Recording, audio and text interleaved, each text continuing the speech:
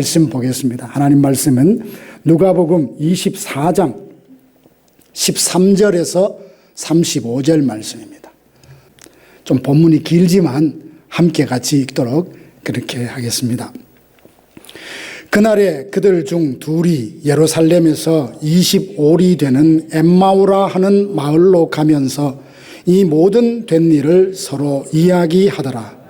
그들이 서로 이야기하며 문의할 때에 예수께서 가까이 이르러 그들과 동행하시나 그들의 눈이 가리어져서 그인 줄 알아보지 못하거늘 예수께서 이르시되 너희가 길 가면서 서로 주고받고 하는 이야기가 무엇이냐 하시니 그 사람이 슬픈 빛을 띠고 머물러 서더라.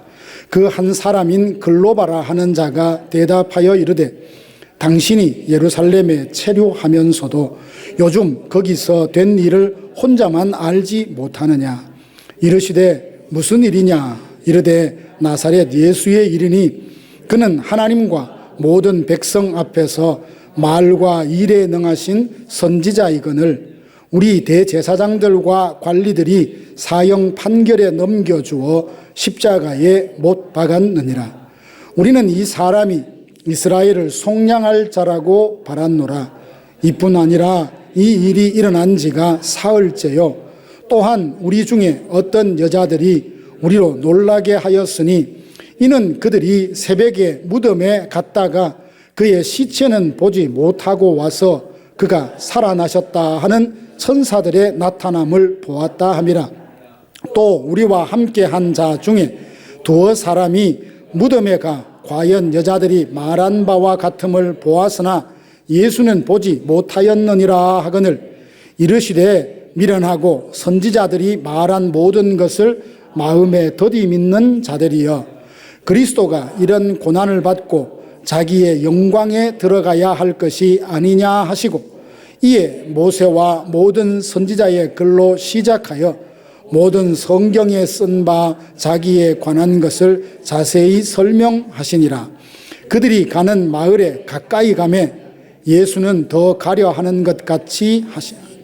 그들이 강권하여 이르되 우리와 함께 유하사이다. 때가 저물어 가고 날이 이미 기울었나이다 하니 이에 그들과 함께 유하러 들어가시니라. 그들과 함께 음식 잡수실 때에 떡을 가지사 축사하시고 떼어 그들에게 주시니 그들의 눈이 밝아져 그인 줄 알아보더니 예수는 그들에게 보이지 아니하시는지라. 그들이 서로 말하되 길에서 우리에게 말씀하시고 우리에게 성경을 풀어주실 때에 우리 속에서 마음이 뜨겁지 아니하더냐 하고 곧 그때로 일어나 예루살렘에 돌아가 보니 11 제자 및 그들과 함께한 자들이 모여 있어 말하기를 주께서 과연 살아나시고 시몬에게 보이셨다 하는지라. 두 사람도 길에서 된 일과 예수께서 떡을 떼심으로 자기들에게 알리신 것을 말하더라. 아멘. 아이고 수고하셨습니다.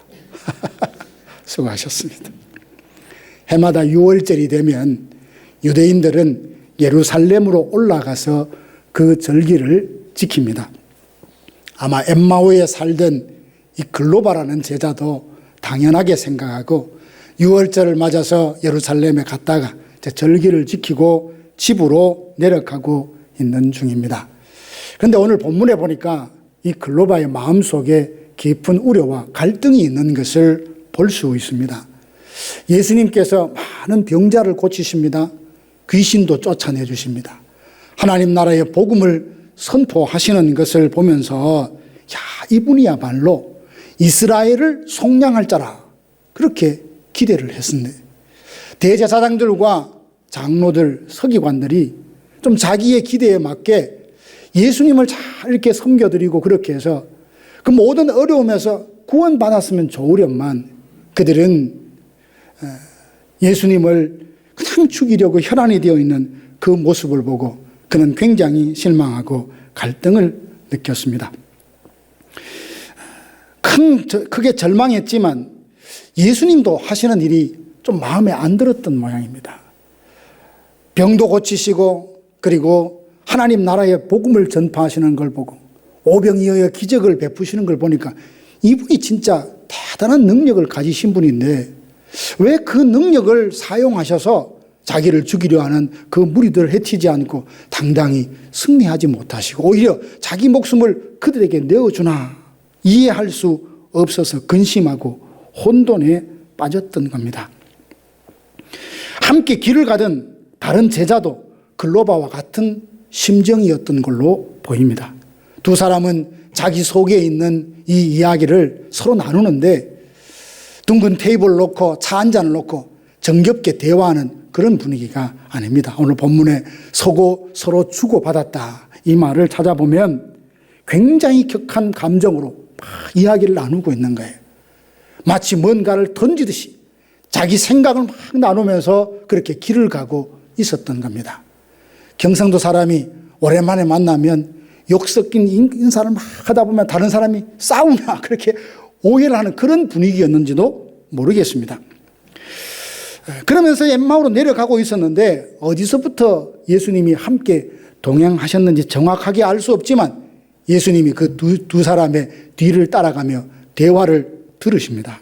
어느 곳에 이르자 그 일행 가까이 다가가서 도대체 무슨 이야기를 하느냐라고 질문하시며 그들의 대화에 이제 끼어드십니다.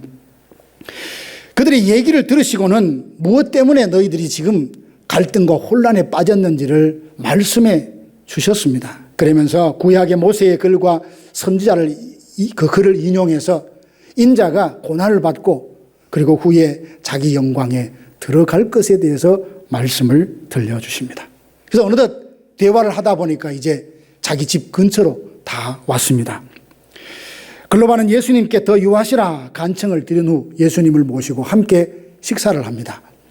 예수님께서 떡을 떼어서 그들에게 주자 그들의 눈이 밝아져서 그제서 예수님이 누군지 알아본 겁니다. 그 순간 그동안의 갈등과 근심, 혼돈에서 벗어나서 일어나 예루살렘으로 가서 예수님 부활을 하셨다고 그렇게 증거하는 사람이 되었습니다.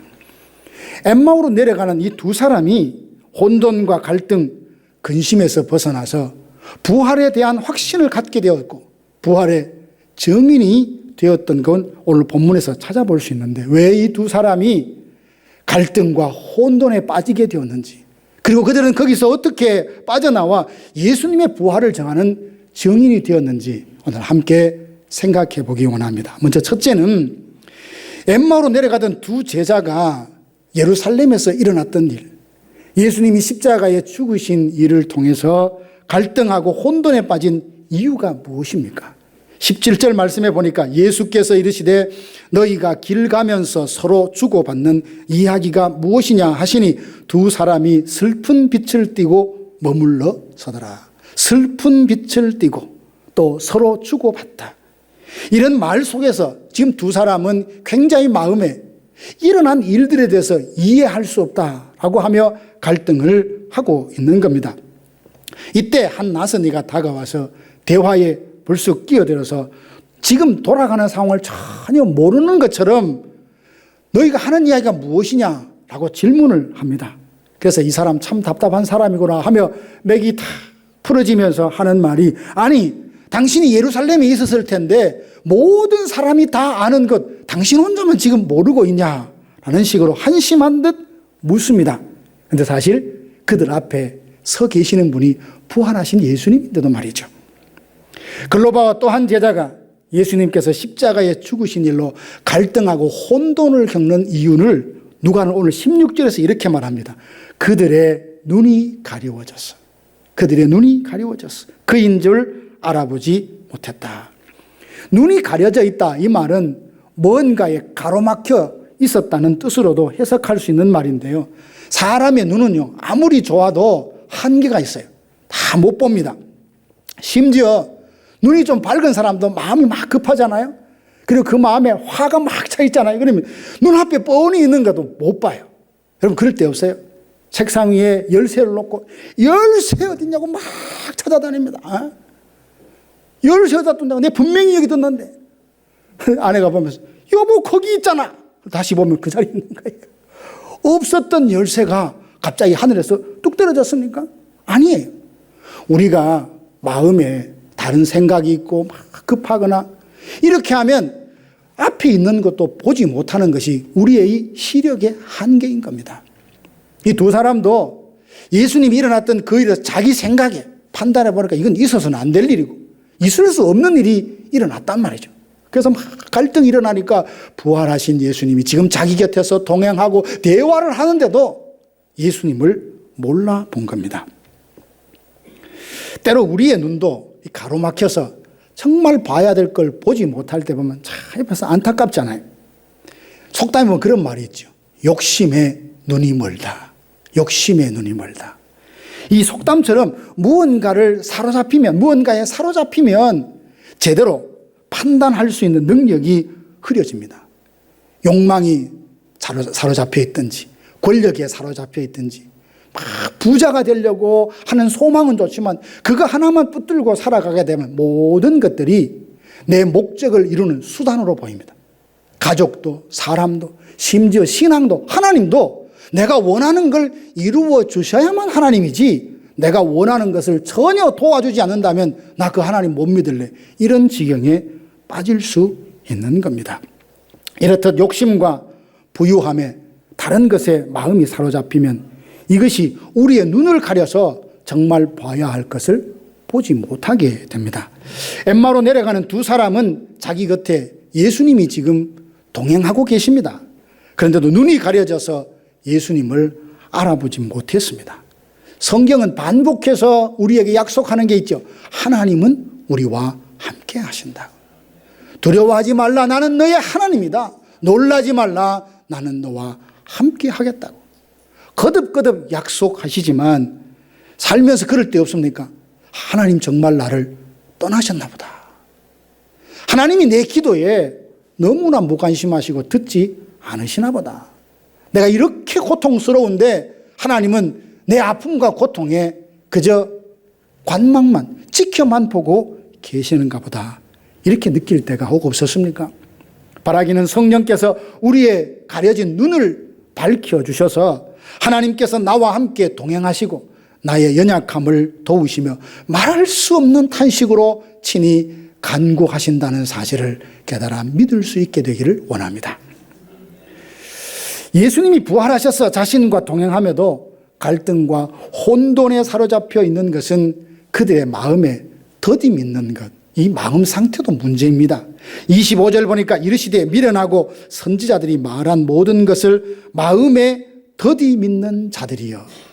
마음에 더디 믿는다라는 말은 마음 깊은 속에서 하나님 말씀을 신뢰하는 마음이 없습니다. 그러니 받아들이지 않으려는 마음 상태, 이게 더디 믿는다는 말입니다. 이 사람들은 지금 지적인 능력, 이해의 능력이 부족해서 부활을 믿지 못하는 게 아니에요. 하나님을 신뢰하지 않기 때문에 영적인 것을 수용하기를 자꾸만 미루고 지체하고 피하고 있는 것입니다. 때로 중요하지 않는 것, 자기에게 해가 되는 것도 그냥 덜썩덜썩 받아들이면서 정작 자기를 복되게 하는 진리의 말씀, 생명의 말씀, 하나님의 뜻은 얼마나 꼬치꼬치 따지고 확인하고 채워보고 그러다가 결국 기회를 놓쳐버리고 외면해버리는 이런 사람을 볼 때면 참으로 안타깝습니다. 그 마음이 진리를 믿으려고 하지 않기 때문에. 글로바와 또 한 제자는 예수님이 부활하신 것을 믿지 않으려고 합니다. 21절에서 24절 보니까 그는 여러 가지 말들을 들었어요. 어떤 여자들이 무덤에 가보니까 무덤이 텅 비어 있더라. 천사들이 보니까 예수님이 부활하셨다고 그래. 그런 이야기도 들었습니다. 제자 중 몇 사람이 가보니까 정말 여자들의 말처럼 예수님이 부활하셨어. 이런 증언들을 내가 봤다는데 그 말을 듣고도 이 두 사람은 믿지 않았습니다. 믿을 수 없다라고 하는 생각을 했기보다는 믿으려고 하지 않았던 생각이 더 그 마음에 강하지 않았나 이런 생각을 하게 됩니다. 사람이 사실 마음이 이렇게 굳어 있으면 그 마음 바꾸는 거 정말 힘듭니다. 한번 누군가에 대해서 마음이 돌아서서 내 저 사람 참 밉다라는 생각이 들면 다시 사랑하기까지 얼마나 힘든지 모릅니다. 그만큼 우리 사람의 마음이 완고해서 그래요. 성경에 보면 마음으로 믿는 일에 주저하고 망설였던 사람이 참 많이 있습니다. 가이사랴에 로마 총독으로 와 있었던 벨릭스가 바로 그런 사람이었어요. 그는 바울을 불러서 복음을 듣는 것에 아주 흥미를 느꼈습니다. 종종 바울을 초청해서 복음을 들었습니다. 그런데 언제는 드루실라라는 아내까지도 이렇게 함께해서 복음을 들었는데요. 어느 날 바울이 의와 절제와 장차올 심판에 대해서 이야기하니까 마음에 두려움이 오는 겁니다. 그러면 회개하고 내가 이제야 예수 믿을게 이래야 정상인데 이 벨릭스는 뭐라 하냐면 야 그만해라. 내가 틈이 있으면 다시 부를 테니까 그냥 가라는 거예요. 바울은 자주 불러서 흥미있게 복음을 듣는 것 같지만 그 마음에는 정치적인 이익이나 바울을 통해서 뇌부를 받고 싶은 이 욕심이 가득 차 있으니까 진리에 대해서 마음을 열지 못했던 겁니다. 한 부자 청년도 마음에 더디 믿기는 매한 가지입니다. 그런 영생의 질문을 가지고 예수님을 찾아갔어요. 예수님, 도대체 어떻게 하면 영생을 얻을 수 있습니까? 예수님이 이런저런 말씀을 하시며 대화를 해보니까 이 청년이 정말 뭐가 부족한지 예수님이 아셨던 거예요. 그래서 예수님이 말씀하십니다. 너에게 한 가지가 부족한 것이 있는데 네 재물을 다 팔아서 가난한 사람들에게 주고 나를 따르라.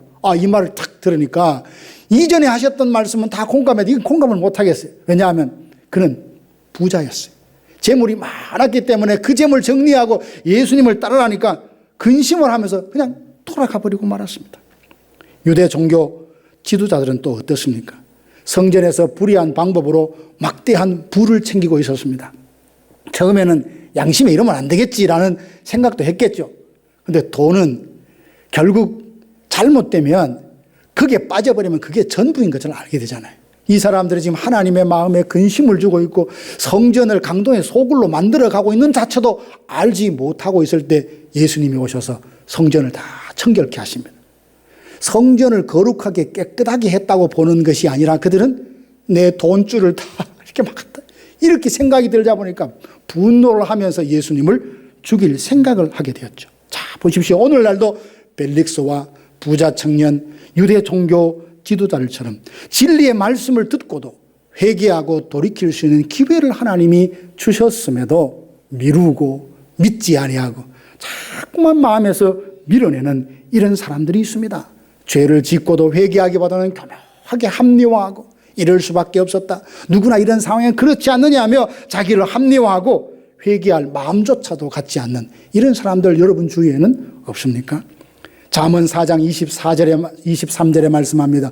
무릇 지킬 만한 것보다 너희 마음을 지키라. 생명의 근원이 그 마음에서 나기 때문이라 했습니다.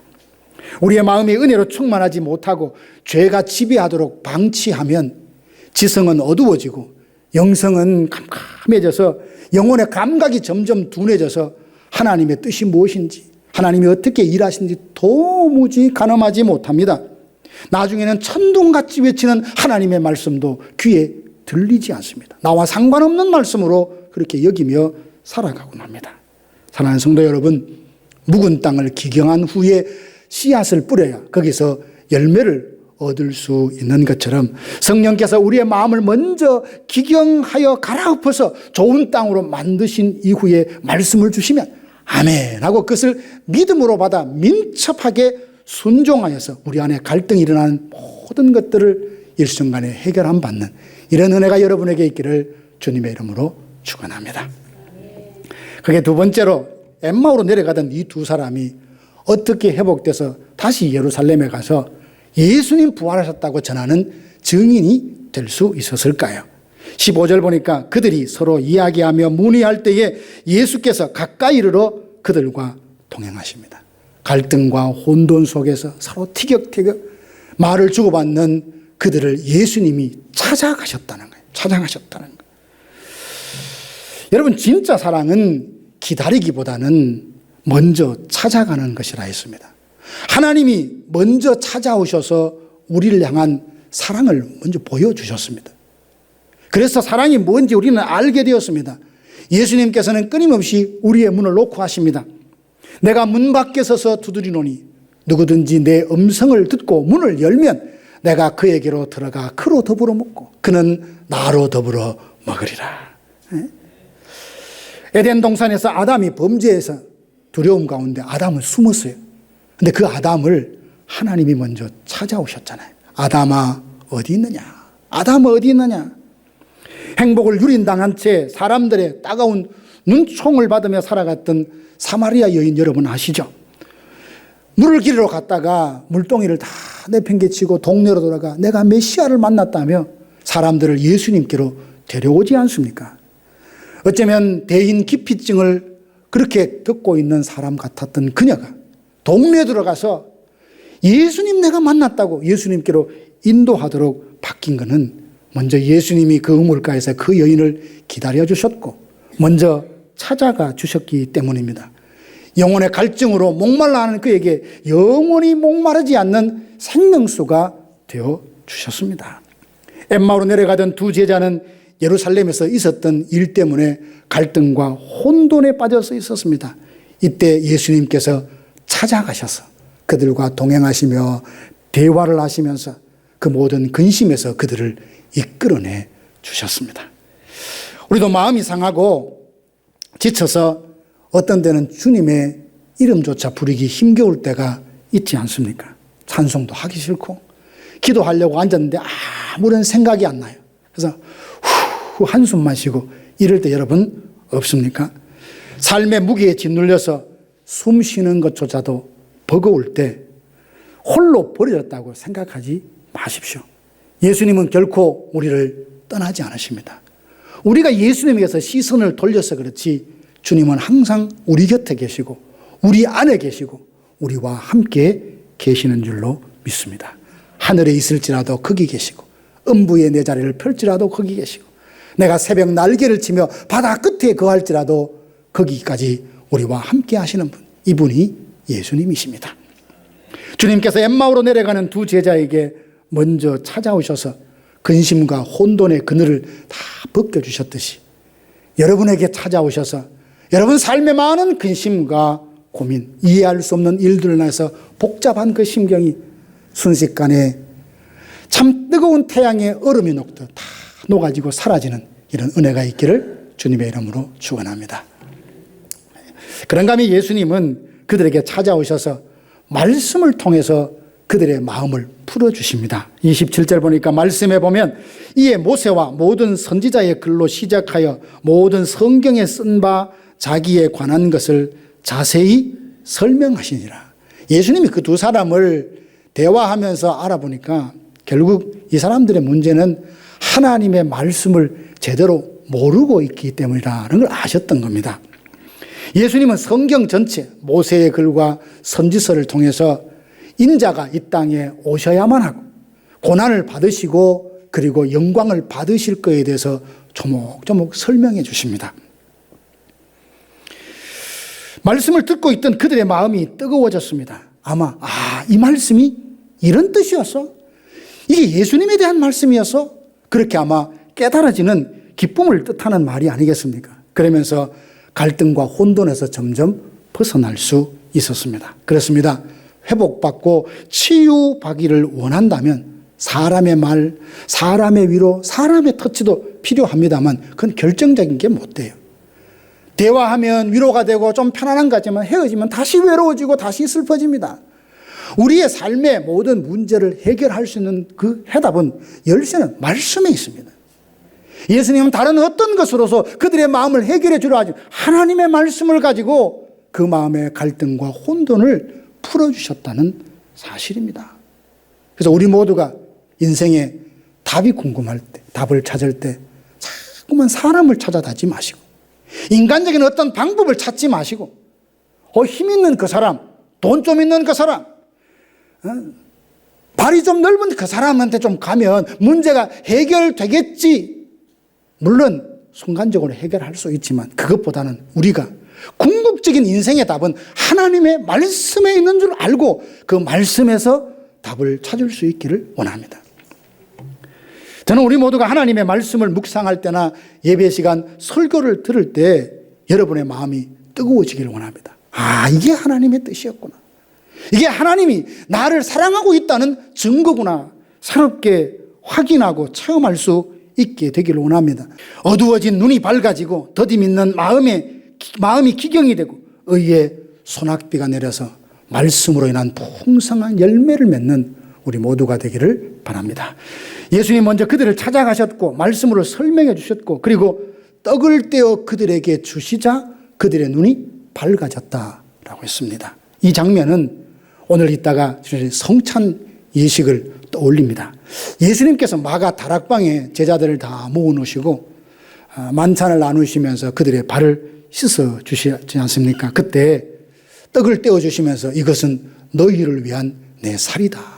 내 살을 먹지 않으면 영생이 없다 하시면서 성찬을 나누시는 그 장면을 떠올리게 합니다. 우리도 예배와 공동체 생활 안에서 부활하신 예수님을 경험하고 말씀과 떡, 설교와 성례, 진리와 성도들의 거룩한 교제를 통해서 예수님을 새롭게 알아가고 갈등과 문제를 해결함 받을 수 있게 됩니다.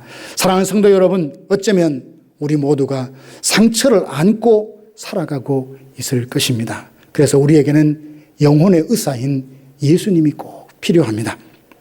주님은 마음이 상한 자를 고치십니다. 묶인 자를 자유케 하십니다. 약한 자를 강하게 하십니다. 어리석은 자를 지혜롭게 하십니다. 그러니 넘어졌다고 포기하지 마십시오. 여러분 뭔가를 잃어버렸다고 내 인생 끝났다 절망하지 마십시오. 예수님께서 우리의 인생을 붙들고 있는 한 우리는 결코 실패는 있을 수 없습니다. 보혜사 성령님께서 하나님의 영광 가운데 그 모든 쓸 것을 채우실 것을 소망하며 사시기를 바랍니다.